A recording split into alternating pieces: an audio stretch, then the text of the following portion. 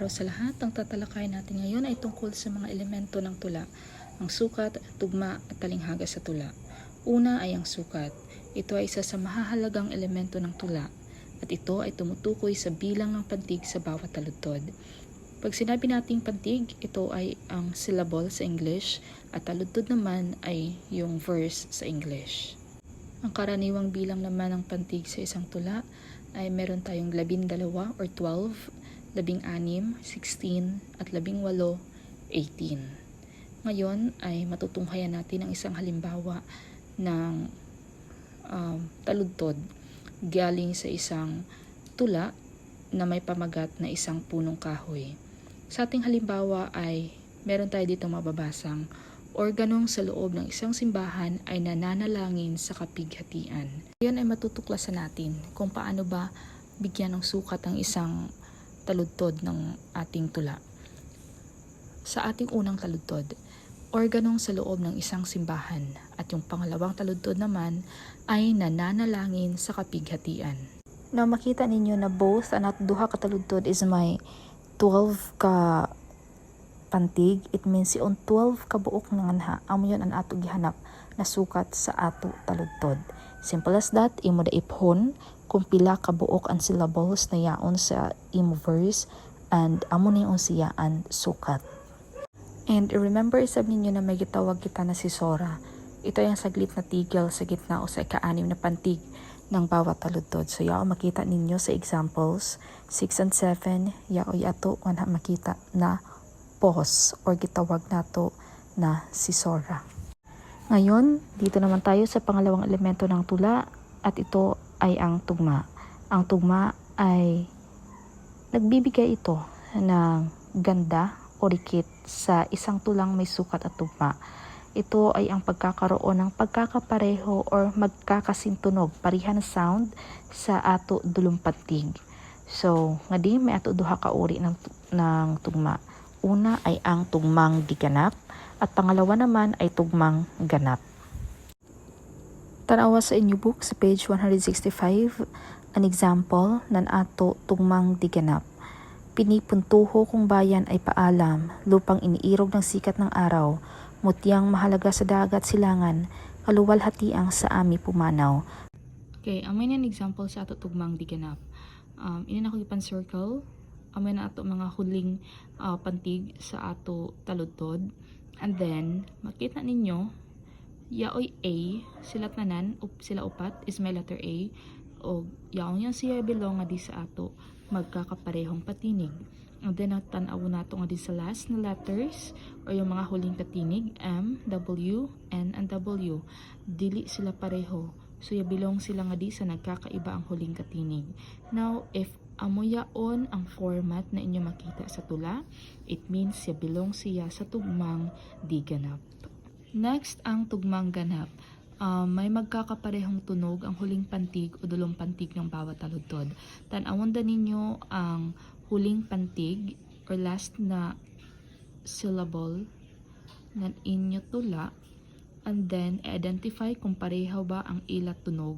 So kung magkapareho like this, kaya, dakila, lupa, wala. So, same sila. May A ang last nila na letters. Pareho A yung kanilang tunog sa hulihan. Ibig sabihin, ito ay nabibilang sa tugmang ganap.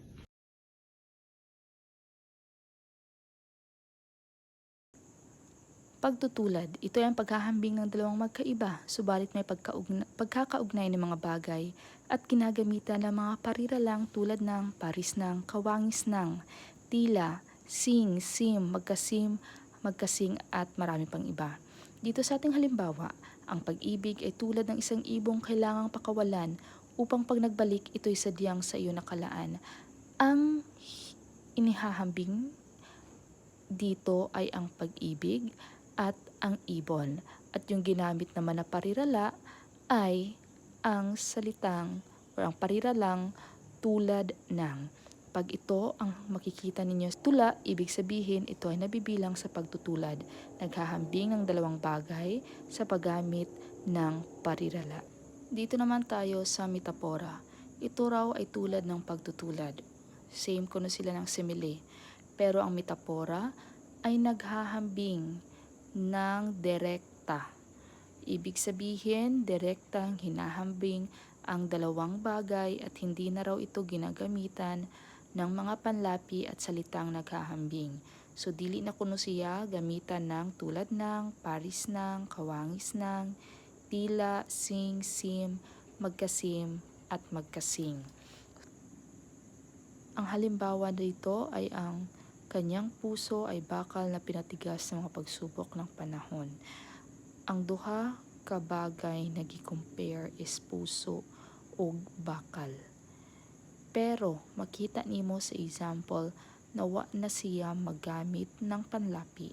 Instead, direct ang iya pag-compare sa duha, which is ang puso ug ang bakal. Ang personifikasyon ay ang pagsasali ng mga katangian ng isang tao, tulad ng talino, gawi at kilos sa mga bagay na walang buhay. Yung bagay na walang buhay dito ay ang langit, at binibigyan ito ng katangian ng isang tao, which is ito ang pagluha.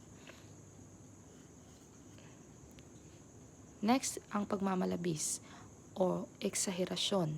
Dito ay sadyang pinalalabis o pinakukulang ang kalagayan o katayuan ng tao o bagay na tinutukoy, or exaggeration.